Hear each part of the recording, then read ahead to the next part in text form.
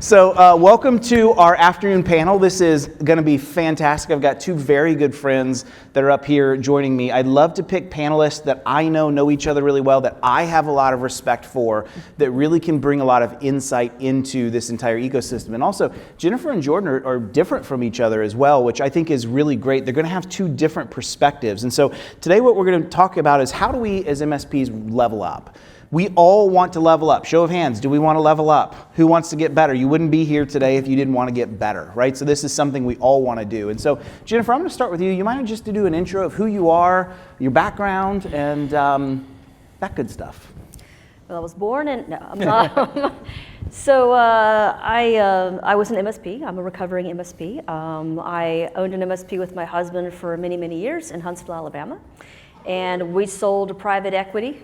Yo, Huntsville, in the room. We sold a private equity back 3 years ago. And one of the things that we were kind of known for was building a really strong compliance driven, highly regulated practice. And so that's what got us some nice little dollar bills behind it. And we were able to compete heavily in the Department of Defense world. Those of us from Huntsville understand what the DoD is to Huntsville. And so the majority of our clients were Department of Defense contractors. So I am the CMMC lady, ask me anything. Once we did that, once we had the exit of our company, then I stayed in the industry as a facilitator with some peer groups and also just help some SaaS companies out and help advise in some of the highly regulated spaces. I love it. And Jordan, my Kentucky Hawaiian, or is it Hawaiian Kentuckian Hawaiian friend? Kentucky. I don't know. No, I'm Jordan Silva. I was born and raised in Hawaii, and I live in Kentucky now.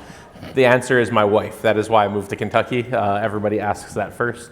But no, I've been in the MSP space for about 20 years. I came up on the engineering side of things, so started as a typical engineer and went into the cybersecurity side of things and worked for a large telco for a while, running their managed security practice. And now I'm with Mirazon as their director of managed services. So I focus heavily on scalable technical control implementation and that side of security and leaning into compliance and things like that. So I try to balance out the actual application of technical controls and things like that.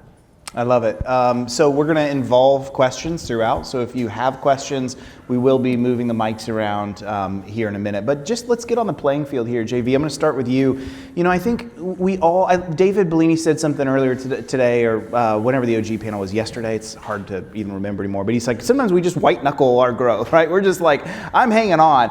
I think we all talk a big game of we're a compliance first MSP. You know, we're security first in everything we do. But if we're honest, we're winging a lot of it, right? We are. And so I guess my question for you is, what does it take to go from pretending to actual practicing?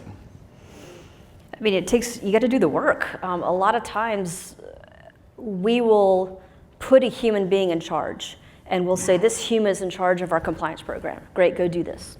Fantastic. That human being may or may not be trained, but they'll have to learn on the job, right? Some of us will be like, okay, I'm taking this on. I'm going to learn all these controls. I'm going to just rock this. But that very rarely solves the issue or gets you to that next level. What we found was that you have to do this through processes. It's not just people. You've got to have processes and programs available. A human's not going to fix something. You need to have the process to fix it. And so one of the things that we did was while we were thinking through our practice and saying, I'm crazy and I love highly regulated industries, give them to me.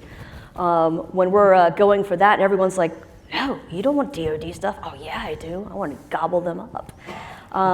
When we were having those conversations, it was like, okay, now that we decided we're going to do this, we have to have an awesome process.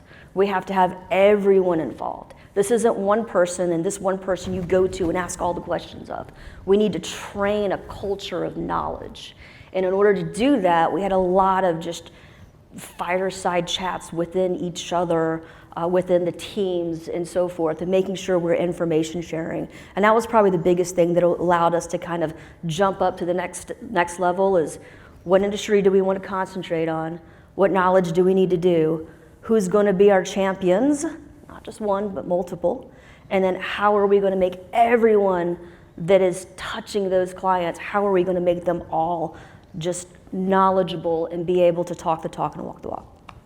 Yeah, and I think what's so neat about that is most of us are Gen 1 compliance people if we've built a compliance practice in our MSP. In other words, you didn't pick this up from 15 years of, I came into my MSP and the CEO or the practice lead was doing this for 15 years and I learned under him as a journeyman before I began. Like, it doesn't work that way. It's like, hey, this CMMC thing came out. Should we do that? Should we not? So you're really like a Gen 1. We're building this from the ground up, first generation. And so Jordan, maybe a question for you. What does that look like for you? How do you take an MSP and work through the very beginnings of that and build a compliancy program that's actually real and not just talk? Yeah, I think the idea that the question of should we do this gets asked before we're told, hey, we're going to do this is novel. I think most people's here experience would be, hey, we talked to this person and we told them we can help them with CMMC level 2, so we can do that, right? Figure it out. No, but I think she called it out. I think it's a culture thing. It takes a lot longer, and I think under stress we all kind of fall back to our muscle memory, right? So if you don't build this stuff up from the ground up in your company, they're going to fall back to old practices that are going to inevitably make you non-compliant. And you have to start with making your team fully understand, hey, we're on this journey together. It's going to be stressful. It's going to be work. There's no real shortcut. I don't care what vendor says what. You're not going to buy your way out of this. And you just have to start training those rhythms and training that expectation and going back and validating that over and over and over, because every person from your level 1 on the help desk to your highest level architect has to understand the objective. And they have to understand what good looks like. And in a compliant environment, a CMMC environment especially, good looks very different than traditional availability-focused IT, which is what most MSPs come out of, right? We're here to make servers online, available, readily there. Security is about that, but also making sure that it's secure, and we're meeting the other parts of that CIA triad. And most people don't focus on that as an MSP, at least not inherently, so they have to break a lot of those initial instincts of get it back online no matter what as fast as possible, and go back to, hey, let's slow down and make sure they understand that security is the first thought now, not just availability. So it's ingraining that from the bottom up, I think. And Jennifer, it really is a change, isn't it, in how we actually operate. And sometimes the legacy way of how we've built an MSP over all of these years doesn't always naturally translate into building a mature security and compliance practice, does it? Oh, can I start my ranting now? Please. Oh, yes, it's so early. So absolutely. Who here, I have some friends in the room, who here could tell me what I was doing 16 years ago, 15 years ago, 14 years ago? I know. Anybody? I know. You know, I know. What was I doing, Wes? Building gangster pools. I was building gangster pools. I was a general contractor. I was teaching high-end swimming pool builders how to build pools that hung off the face of mountains, and $1 million pools. I was teaching the crews how to do that. That's what I was doing. I wasn't doing this. I had no idea. My thing broke, come fix it. I was that person. I was the person with 552 icons on my desktop. That was me, right? I mean, I was your client. And one of the things that helped out the most with our company, because my husband was the technical geek. He was running the company, he was doing all the stuff and the things. And one of the things that helped us is when I decided to leave that industry and come off the road, because I was traveling and I was a mom and my child wasn't missing me anymore, which was gut-wrenching. So I came off the road, joined the company, and one of the things that he tells me to this day, one of the best things that helped, was that you came into the company and looked at it with swimming pool eyes. You had no idea why we should do it this way. You just said, well, why are you doing it that way? It just seems like you should do it this way. And when we were able to step out of the envelope and actually look at this, like this I can helicopter a pool in on a mountain. We can figure this out.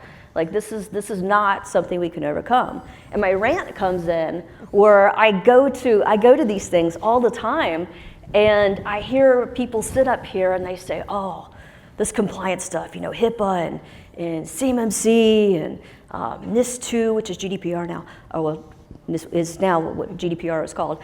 All the stuff's so hard. You really need to get consultants to come in, and that might be the case in the beginning. But this isn't rocket science. You can figure it out. I'm an auditor. I'm a certified information systems auditor. Like, I've done risk assessments. 15 years ago, I was building pools. So this is something you can do. And I really, this is my rant of the moment, is that when people tell you you can't do it, you absolutely can do it. You absolutely can be profitable, but it takes commitment. This isn't a side hustle that you can do for 10 hours every other month. You're gonna have to have a champion that jumps into it. I mean, what's your experience on this? No, I think that's exactly right. People think it's easy because we've spent a lot of our careers doing password management and GPO stuff, and security was easy 15 years ago comparatively, and it shifted, and controls are different. So if you're not spending that same level of effort you did originally learning how to implement a domain and all that other stuff to learn how to implement technical controls in a new world, you're not going to get there, and you're going to get caught really off guard when things you just never really considered are now problems. Like, the basics haven't changed, but getting into the nitty-gritty of, hey, what are FIPS certified encryptions, right? Like, why is this checkbox on this firewall even here? I've never used that one before, but it's different, and it's going to get you a fail now instead of what used to be okay. So I think it's deceptive. It's not hard. But and the level of effort to engage with it, I think, is higher than most people want to believe. And the documentation, I think, is absurdly more work than most people give time for until they go through it once or twice. I think we underestimate that a lot. So you got to be committed to that. But AI is a game changer for that. Yeah. I mean, if you were to tell me that I could have my policies automatically written based on the assessment objective statements that I put in, and it just prints it out. If you were to tell me that, in 2014, when HIPAA was, high tech is out, ooh, everyone's scared. When that came out, if you were to tell me that they were going to be able to automate the 10 hours a policy that I was doing writing, I would have been like, you're crazy. And now I'm like, yes. So, I mean, AI does kind of change that scope. It does, for sure. I mean, we go through that a lot where, when AI stuff first coming out, it's like, hey, we need to draft an AI policy. And it's like, well, I got an idea.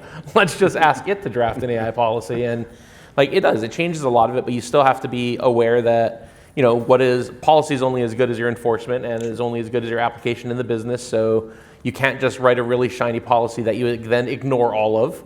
So being, I think, aware enough, I think, is part of the challenge of, and actually self-aware of what can we do sustainably in our organization from top to bottom so we're meeting the thing that we said we're going to. Even if it's not a gold standard, you don't need to be perfect at everything, but you have to be real and say, hey, we can do quarterly vuln scans, we can't do weekly. That's not viable for our organization. So being realistic, even if you think it's not, you can't be subpar, but you don't have to be perfect. I think that's a really hard thing for most people, because when they write it on paper, it's like, I want to promise my customer I can do this every week, and we're going to give them a weekly vuln report with curated prioritization of what they need to do and an action plan for every item. And then you realize you need to do 100 of those, and you have one guy who knows how to run the scan. Right. So you have to be really diligent in how you kind of put together those policies and make those promises, because they have to be sustainable and actually doable. Yeah.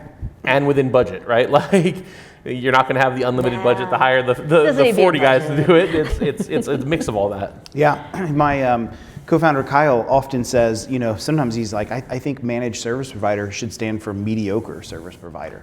And he's like, what he meant by that is that it's not always, we're going to ruin ourselves and we're going to ruin our margins if we try to do the absolute best, unparalleled. Sometimes this is good enough, and I've described it this way, and I've documented it this way, and we've assessed it this way, we've communicated it this way, and this is how it's going to be for now. And that's okay, right? Because we've done enough to say it meets what we need to have happen.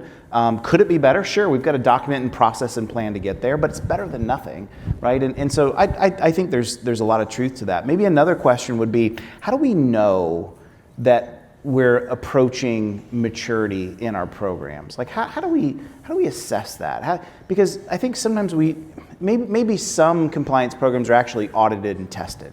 Some are just like, trust me, bro, I'm doing it. And some are, we'll come after you make a mistake. So how do we really know that we're doing the right things? I think it starts with understanding what you're trying to achieve, I think, is the start of that, right? Like, I was having a discussion last night about some features of a security tool. And we were talking about how, like, the value of one of those features maybe. And the question always comes is, what risk are you trying to actually mitigate? When we talk about like mediocre or good enough, it's good enough for whatever the risk is. And you have to, if you can't identify the risk, you know that you're probably not at the maturity level that you need to be, because that's the thing that tells you if you're good enough. So maturity comes in being able to understand your goal clearly and what is the risk that you're trying to mitigate and what does that cost the client. And that's how you start those conversations, because if the risk is a potential loss of, $10,000 a year, you can't show up with a $100,000 a year proposal because they rightfully should tell you to kick rocks. Right. So I think that's a key part of it is, do you understand what you're even trying to do and what that measurable is? I was talking to an MSP. I do a lot of these things and go to a lot of conferences, and was talking to a friend of mine, and he was saying, okay, so what I've done is my team put together a whole list of just best practices that we feel are the best practice for what we should offer. I heard that, and I almost dropped my wine. And not quite though, because that's alcohol abuse, so we don't do that. Can't do that. I stopped and I said, ooh, okay, so do you know what I just heard? He's like, no, what did you hear? I just heard I've now accepted every bit of liability for that customer because I've decreed what is important and what isn't, versus adhering to a nationwide standard which the world has decreed. And so that's when we talk about maturity. We were talking about this earlier. After listening to Frank earlier, I'm not sure if I love the word maturity when it comes to a cyber practice or a governance practice, because it's just constantly moving. It's constantly changing. You have new revs of frameworks coming out. You have new controls. It's just a constant growing. But I think that how you know you're on the right track is, I'm adhering to a standard. I'm gapping against the standard. I understand what the controls and the assessment objectives mean. And I'm not just talking CMMC. It's HIPAA, it's FISMA, it's just, we can go through all the acronyms out there. But when you're able to say, this is what I'm aligning to, and you actually do it and you can show it, I think at that point you're learning the process yourself so you can talk about it and become expert. But then you're also honestly going in a bit of protective mode, because now you can say, I have aligned with this, I put all the stuff and the things together to make this happen, and if something does occur, you could say, well, I followed this nationwide standard best practices, and this is what we tell our clients that we're adhering to. Now the flip side of that is we all can just stipulate right now that regulatory controls and governance does not equal security. We can all just agree to that, right? Yeah. Okay, so. I think kind of the muscle and feel approach also, I think that's the evolved framework of it, is it's that shift from, instinctively I know I need an EDR, and I've heard that, I've been told we need something like that. A SOC is probably a good idea, it feels nice, and you have all these ideas for what security probably means because we've been in the space, and a lot of us learned it because, hey, this one time this bad guy did this thing and I had to stay up all night fixing it, so I want to protect against that because I don't like that. But the shift to objective criteria, right? From, hey, these are the things I feel we should do versus I went and assessed something and I'm measuring it against something foundational and solid and agreed upon. And I now have a systemic approach to achieving those, and that's how I target my next move. It's when I showed up to the conference and I went to the vendor hall, I showed up with knowing what my gap was and looking for a solution for that gap, versus I showed up and hoped somebody would tell me what my gap was and so I could buy the product. I think those are all really good signs of maturity. And I think that's what you should be kind of measuring yourself against, is like, how am I making my decisions now? Am I making my decisions because there was this really scary thing that happened to me recently, or my big customer got yelled at and I got yelled at as a result? Or am I looking at my offering and what we're doing for clients, and am I assessing what the current low bar in that might be and trying to raise that bar to the next pin up, right? I'm pretty good at EDR, so I'm not going to focus on that. I'm not so good at maybe this thing, so that's where my energy is, and it's always trying to push that lowest common denominator up versus just whatever seems shiny or cool in the moment. Like, I love pen testing. I think that's super cool, but that's probably not where you start your security program. So it's a bummer because that can't be the first conversation I have with customers, but discipline is knowing maybe we do a vuln scan first. Like that, I think, is a sign of maturity, right? Is you're getting people to walk the journey with you versus just kind of chucking something cool at them to get an impact. Yeah, so let's take that and let's get practical for a minute. And to your exact point, you look at CIS, for example, Center for Internet Security, their controls. I can't remember what control number. If Matt Lee were here, he'd know right off the bat. But what control number application security and pen testing is, but it's very low at the bottom. And is the last. Okay, there you go. On purpose. Yep. Because if you ask Phyllis and the CIS team, they'll say there's a lot of other things you should not. Now, don't hear me say that pen testing is not important. It's super important, but there's ducks in rows, and we got to make sure we've done the right things. And you're exactly right, both of you. If I have not spent the grit and the hours to build true understanding of what security maturity looks like by following best practices and frameworks to know this, then what am I going to do? I'm going to walk in a vendor hall, and I'm a vendor, so I'm saying this. I'm going to walk into a vendor hall, and a vendor's going to say, you have this problem. And I can fix that problem for you. And you're like, oh, I do have that problem. And then we take that back to our team and we say, we have this problem we're going to fix. And now our team's frustrated because it's the next new thing and the next new thing and the next new thing. We're never actually focusing down on what really matters and putting the right ducks in the right rows at the right time to get to things when they matter, right? And it feels good to do that because it's like this warm blanket. You're like, look, I got better. It's a very easy way to feel like you're making progress, even if you're making progress maybe not in the right spot, right? It's about targeting weaknesses in your own delivery and what your customer, like that's what security is about. It's what is the current weakness, make it stronger, that way overall the structure is stronger. Like if you keep targeting that one area because it's easy, you get very incremental gain as you improve, right? Like if you start with nothing, the first things you do get lots of benefit. As you get better at stuff, like finding the next tool that can be 4% better at detecting business email compromise versus what you currently have, sure, that's a gain, and you get 4%, but if you aren't doing anything at all in a different area, like if you compare it to like NIST CSF or any of the other frameworks that kind of break down the areas of protection and stuff like that, if you have big gaping holes there, you could have got 15% improvement in that next decision or 30% improvement. So like it's kind of deceiving because you put energy, you put money into something and you did get a little better, so you feel like you're improving, but you're also maybe neglecting the hard thing to do that is going to get you the big gains. Well, then that goes back to the maturity conversation. That goes back to the, is your vCISO, if you have a vCISO, are they going in and having a really good, strong security and compliance conversation? I say security and compliance, again, two different things, but are they having a good conversation? And are they mapping progress with their client on how many controls they've met, how far they've gotten, what's the next thing look like? We have this change management request. We want to move from this cloud to this cloud. Great, you're doing that. Now we have a whole nother environment that's in scope that we now have to go after. That's now on the plan. Like, are we planning and showing progress based on their goal of achieving their compliance so they can get that next contract or so they can mitigate risk later on down the road? And that's something that I think we as an industry fail miserably at. I did until I figured it out and I started listening to ourselves talk. We know security well. We can read a 3.2.4 in NIST 800-171 and read it, know what it says. We do a horrible job explaining to a CFO or a CEO why they should care, right?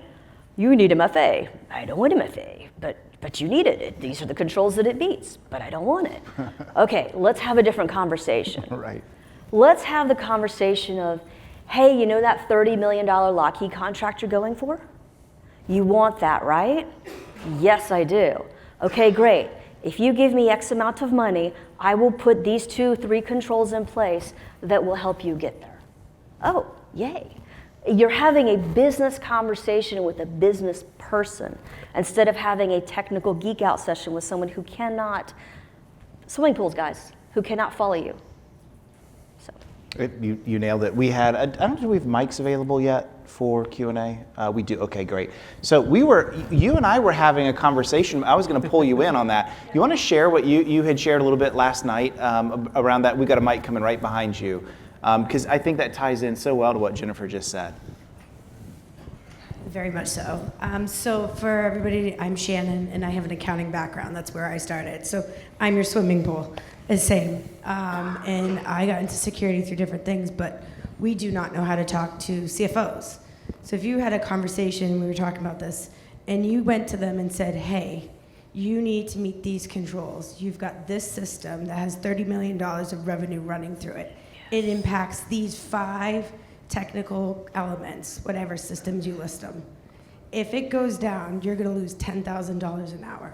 That conversation is a totally different game changer than going into and say you have to have multi-factor just because you need a control. Yeah.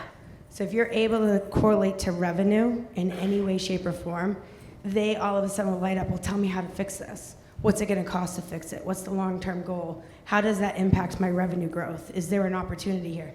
Now you tie it to a contract. Oh, you have a $30 million contract you want to sign?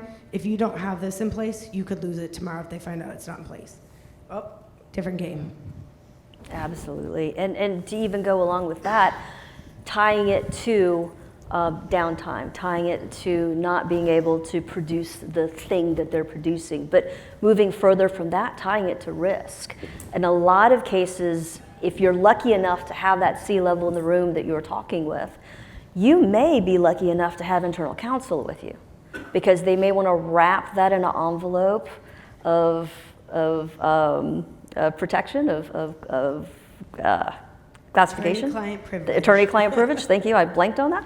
And if they are, then you can speak to the attorney and say, now we're mitigating risk. Let's talk about the level of risk that your company is going through. We already talked about risk of reputation, risk of downtime, and so forth. But now let's talk about risk. What if you knew this was a thing and you didn't fix it? Now gross negligence comes into place. Did you say the words gross negligence to an attorney? Well, and to add, just like we were saying, can I ask a question? Huh? How many people in the room know what order to cash is? Oh, I do. How many people in the room know what procure to pay is? No, I don't. How many people in the room know what supply chain is? Every one of you need to go home and do homework. If you don't know what order to cash is, you don't know how they're ordering, invoicing, and collecting revenue. If you don't know what procure to pay is, you don't know what they're buying, how they're paying their bills, and how they're processing it. In supply chain, you understand supply chain because you guys get it? Do you understand it from the perspective of how they're buying their goods so that they have a product on the table tomorrow? And do you understand the digital path? All of that is technology. If you understand that, you understand the tech stack, and you can now sit there and say, I have a tech stack that impacts your order to cash. If you lose this, you can't invoice your customers tomorrow and make revenue. Is that okay for you? And how long do you want that to be down? Yep, that's great. By a raise of hands, how many people here have a security bolt-on to their MSP? Just raise your hands. A security bolt-on program, a security essentials, a security plus, whatever nickname you want to call it. Just like about everybody. How many people have a compliance bolt-on is what I call it? Okay, a lot of people in the room. Okay, so you know, a very fun thing to go along with what we were just saying is knowing your client's business. I remember coming into my company that I wasn't really in, but I came into it. I'm like, great, what do our clients do? And like, we'll go into ConnectWise and click the thing and it will tell you if they're government or healthcare. And I'm like, okay, and do we know that's true? Oh no, we have no idea. We just, our AE just clicks the button and we assume it's right. And once I realized that, I'm like, this is kind of important to click the right thing, because now you know what your client base is. And no matter who your client is, no matter what industry they are in, you need to know what they do. You need to know what is important to their business and what shuts them down and makes them miss payroll if it goes bad.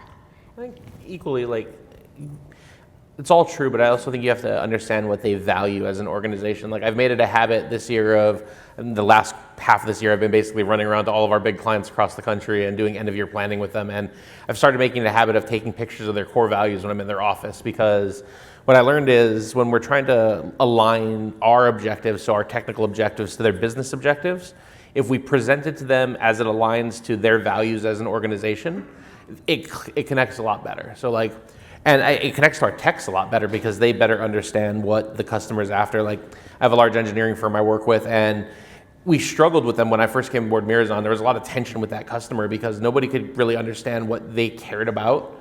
And it was like one day I just sat down with their CIO and I'm like, help me understand what's going on here. I'm new here, to explain this to me. And he said, look, we are an engineering firm. We are precise in what we do and in our language because when we make mistakes, bridges fall. And what I expect from our vendors is they're equally precise because you're part of us, and that is the standard we have to maintain. So does the standard you and your team have to maintain. Now, if that means you move slower, then move slower. But you have to be precise because if we make mistakes, bridges fall. And that is a completely different perspective than if you're working with an organization that is in healthcare, where if they make a mistake there, someone could die. I worked with a fertility clinic once, and they said, our perspective is if we mess up, people lose the ability to have children. You are changing their life if a mistake happens. And if you understand those kinds of perspectives from your clients, helping them match these controls and these things, that these outcomes we want from a technical perspective, go over a whole lot easier. And from an engineering perspective, like coming through on the help desk and things like that, it changes how you approach the problems, right? Like nobody gets satisfaction out of setting up a group policy. There's no inherent like dopamine hit from, heck yeah, password rotation is locked in, complexity turned on. Maybe for us. But understanding, hey, I helped somebody build a bridge, right? Like that's kind of cool. And I helped somebody have kids that maybe weren't going to be able to do that. Like it's that alignment to something greater in life that I think gives us that thing. And you have to learn that about your customers is, what is the thing that drives them? Like everybody here who started an MSP probably cared a lot about technology. The counterpart that you have at every other business is passionate about something else, like whether they're CPAs, the nerdiest of people in the world. My best friend's a CPA, so I can say that, or engineers or doctors or lawyers or whatever. They all are super passionate about something else. You have to kind of key into that.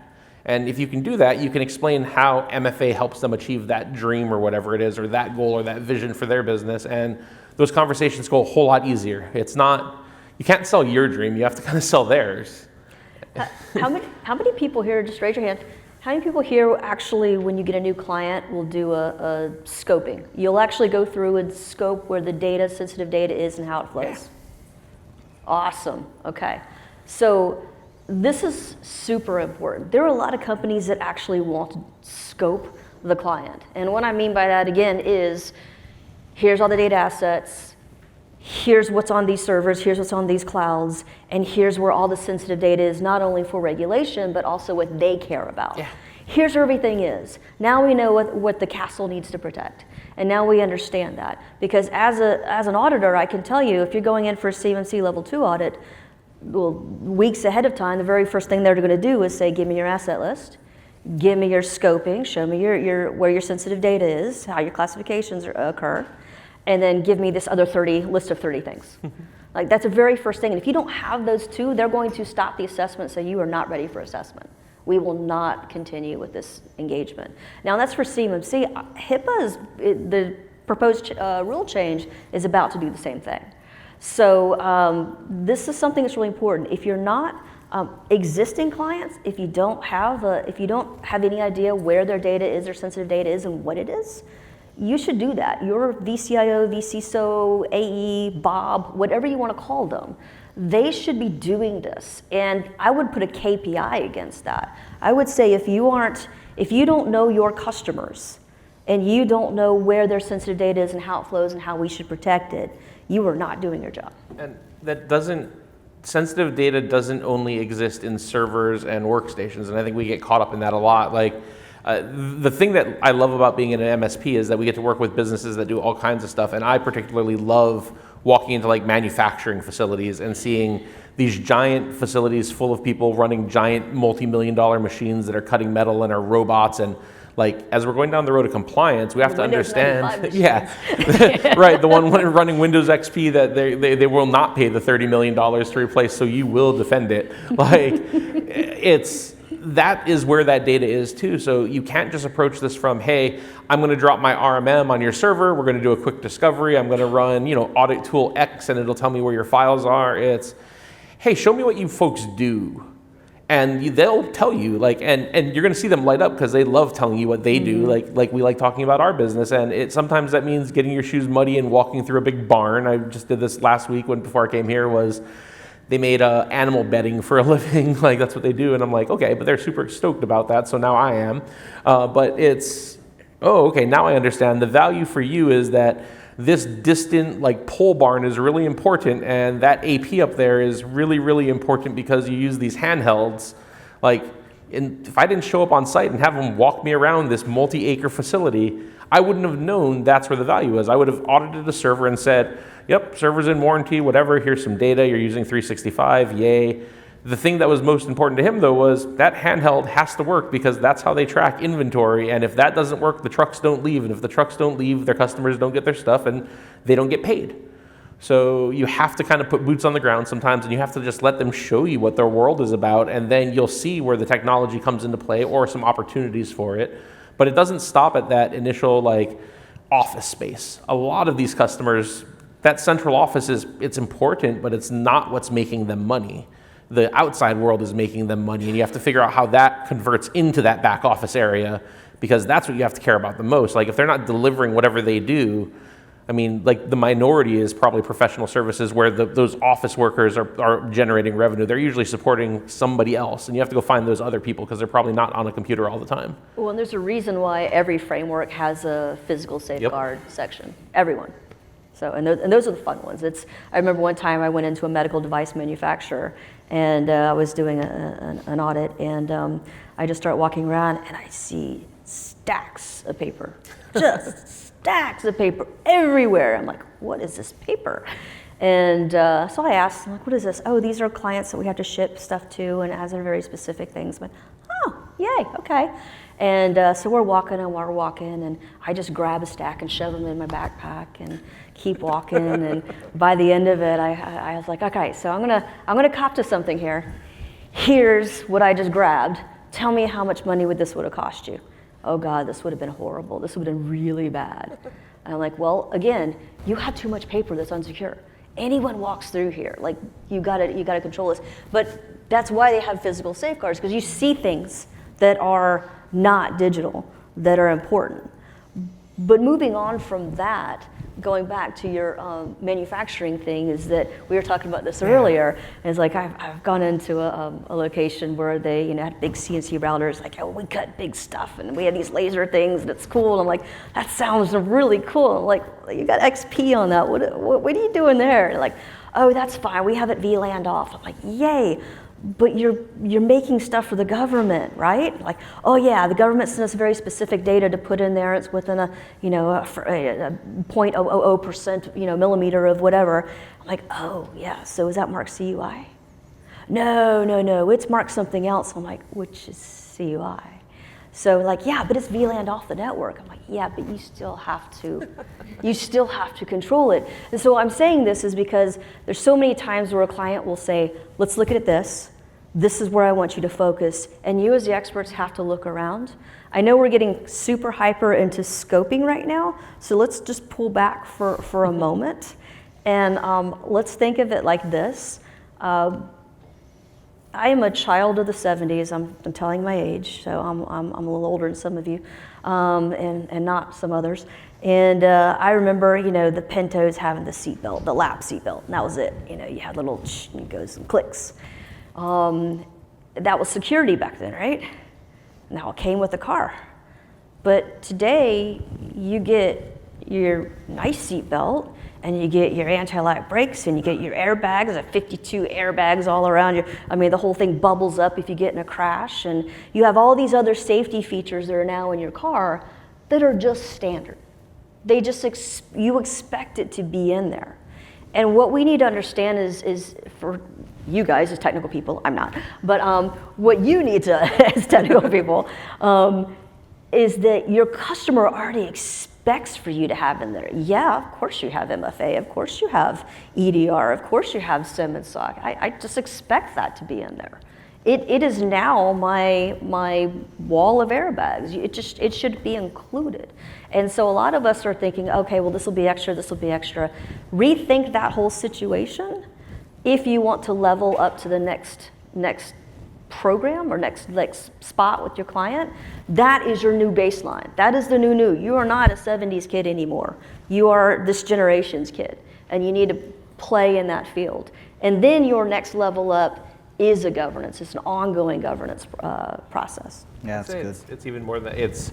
They expect you to be secure. They actually, I assume my car is safe because someone smarter than me said it is. I don't know what crumple zones, how they impact me, or how many airbags, or why the thing dings when the seatbelt's not there. I just trust that a car engineer knew what they were doing. So I bought a car from a manufacturer that I trusted because they're going to make sure I'm safe, so I don't have to be that expert.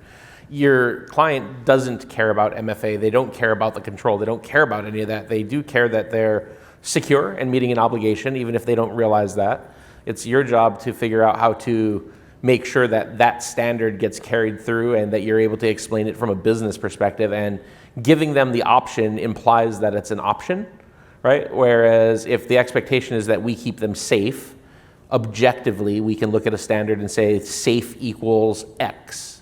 If you're at this level, that's why CMMC has levels, and a lot of these other frameworks have levels. It's, hey, the world has decided that if you're here, then this is what safety equals, so that's what you're going to get. Comes at this price tag, obviously, but you can't make it a choice for the customer because you're asking an uninformed person to make a decision that requires knowledge. So you have to relate that to the customer, and in a way they'll understand, and just they have to kind of trust that you're right. That's why they came to you. If they don't trust you, then it's a different conversation. But well, it's funny because Wes earlier said, "I'm just going to let you two go, and you're going to just start chatting." So here's the thing: we know what insurance requires for us to do, right? We know what it takes now to get cyber liability insurance on ourselves and for our clients. We know this. It's not 7 questions anymore; it's 7 pages of questions, right? And so there's absolutely no reason why you can't defend those being in your base MSP program. Well, so-and-so is selling it for $2,000 a month. Well, I mean, you're $5,000 a month. I'm like, yeah, but I'm going to get you insured. I'd also say that a sign of maturity, if we're that's what we're kind of talking about, is being able to truly explain the value and the risk offset of those decisions. I think there's a little bit of a cop-out sometimes when people don't understand why a control has to be in place, and they just say, well, insurance company says so. There's a time and a place maybe for that to shortcut a conversation, but I think that if you don't actually understand why those things are there, or at least the thought process behind it, and you can't really articulate that, it's a sign that you need to do, you don't have to agree with it, but you need to understand why it's there. There's definitely controls that I'm like, that's overkill given my situation, but I understand where they're coming from. I think if you can't really articulate those, that's a sign of maybe do a little more studying. You should know the why, even if you don't always take the time to explain it. If you can't, because I hear that a lot from my engineers. It's like, you have to do this. It's like, why? And it's like, well, compliance. I'm like, show me which framework says I have to do that. Because you're not going to find that most of the time. It's like patching is a good one, right? You have to run updates every week. I'm like, which framework says that? And there isn't one.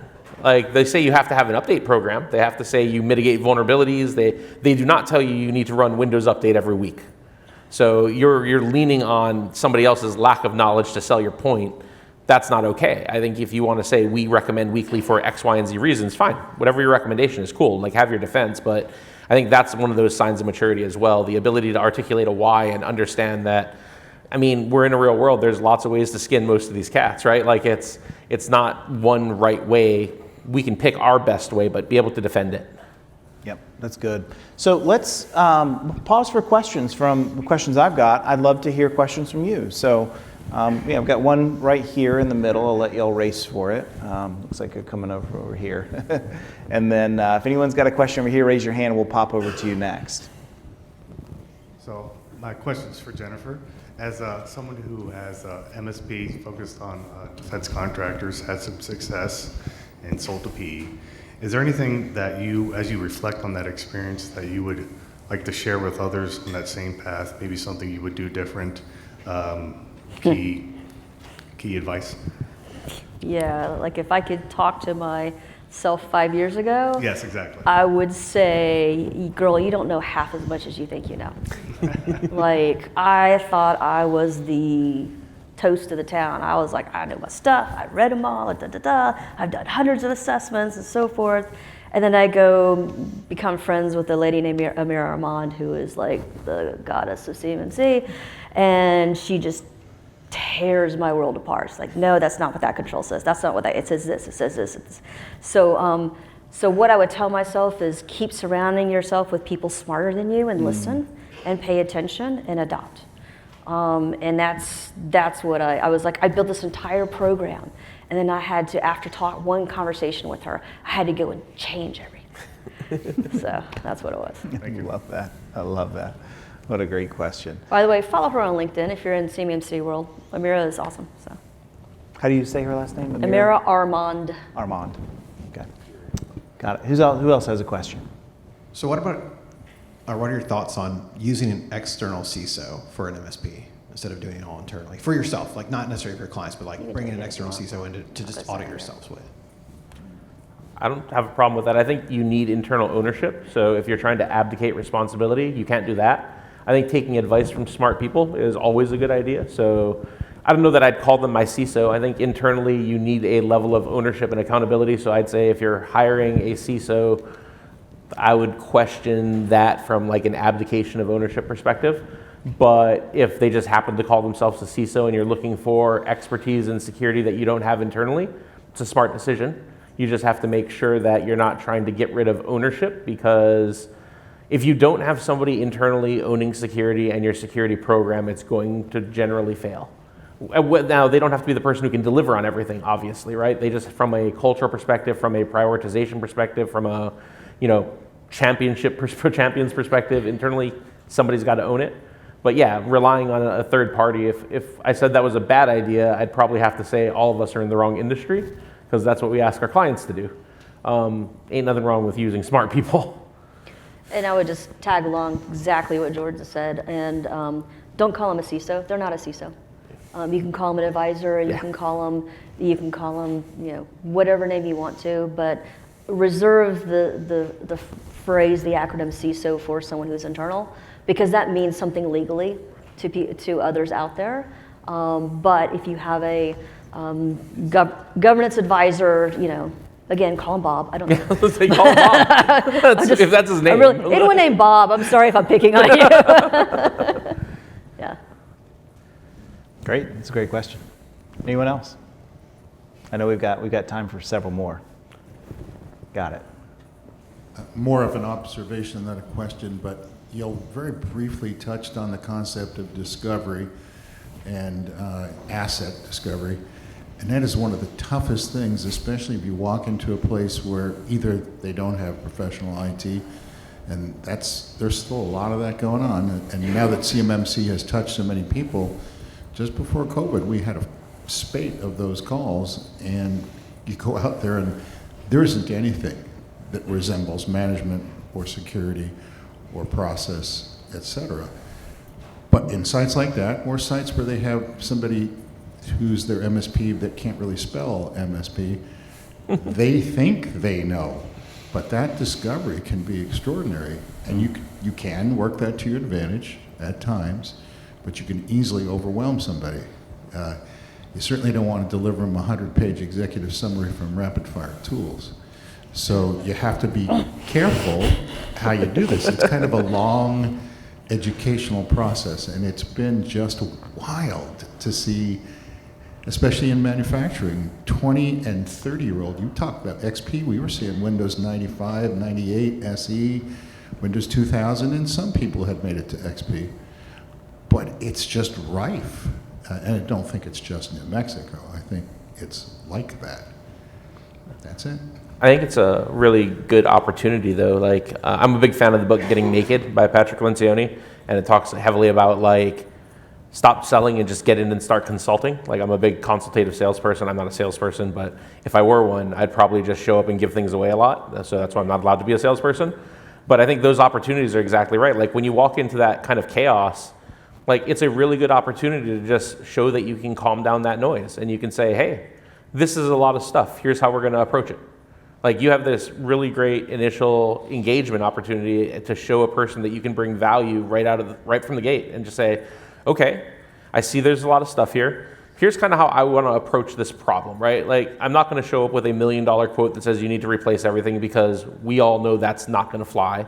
But here's right out of the gate how we should start approaching this together. And you can immediately start providing this value to a customer by giving them a way, like a roadmap out of their mess. They know they're in a mess. That's why they called you. No one ever calls a new MSP because they're stoked. Like, they're not like, hey, I really love my current MSP. They're perfect, but I wanted to give you all a try anyway because I have all this free time. Like, they don't do that. So by you having that conversation, they know something is amiss. So I would say you're right, but those are also really, really good times to show that you can manage problems with the customer and feel out if the way you do that and the way the customer likes doing that is even a good fit. Because if you can't do that initially, like, if they don't agree with that approach or however you approach that problem, you're probably a bad fit anyway. So it's a good litmus test. So you're spot on. It's just a good opportunity, though. So I have a super simple way of doing this. You ready? Discover like a 5-year-old. What's this? What's this? What's this? What's this? I know that's crazy, but yes, you're going to drop some tools in, and they're going to give you some reporting, and then you're going to walk around and do a physical walk. Oh, what are these thumb drives here? What is this for? What is this for? Like, discover like a 5-year-old. 5-year-olds are not afraid to ask why. They're not afraid to ask questions, and they find things that you're like, wow, how did you even see that? Like, discover like a 5-year-old, and drop your tools in, get that information, do the physical walkthrough, get that, and then go talk to the department heads of each department. That's where we miss out. We're like, I'm going to go to one person and expect this human to know how every functionality works within the organization. No, say, look, I want to set up an hour with each of your department heads, and I want to understand what you're using, how you're using it, and go through, and you're just saying, why? And so that would be my super simple answer, is discover like a 5-year-old. I like to ask people what they hate. Like, hey, what's that thing that annoys the hell out of you every day when you try to do your job? Because everybody knows that answer. Like, if you ask, like, what are the 5 most important tools in your role? They're like, I don't know, Excel. But if you're like, what pisses you off? Like, what wastes all of your team's time? They're like, that fucking map drive. Like, and you're like, got it, okay. Like, so you use map drives, tell me about that. Like, if you can evoke emotion out of it, you'll get discovery really quick, and hatred's a strong emotion they all relate to. But it's gonna be printers anyway, so, yeah. That's good. We probably have time for one more question. Well, let me throw this out then, if I can, since no one's throwing it out there. When we're leveling up, again, we should be past the old security add-ons. We should now be looking at an ongoing governance program. You govern to something. You govern to a framework, and then you track your progress against that framework. Your change management goes into that. Like, there's some GRC tools here. There are some other programs that allow this to be easier process for you to do.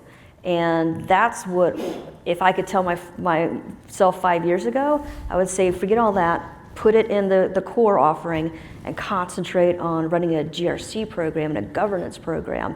And then you're meeting with them on a regular basis, and you're measuring to that on a constant basis. And that should be constantly changing, and you're able to authenticate that. So how many people here are running their MSP against a common framework like CIS or CMMC, and regularly measure themselves against a framework?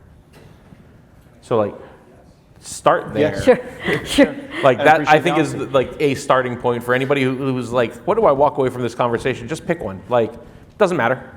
Pick CIS, pick CMMC, pick NIST, any flavor of it. Roll a dice, pick one, and just start measuring yourself against that. And you're going to learn really, really quickly what the other side of that feels like. And I think you learn a lot by kind of holding yourself accountable to all of them. It doesn't matter which one. Don't pick 2.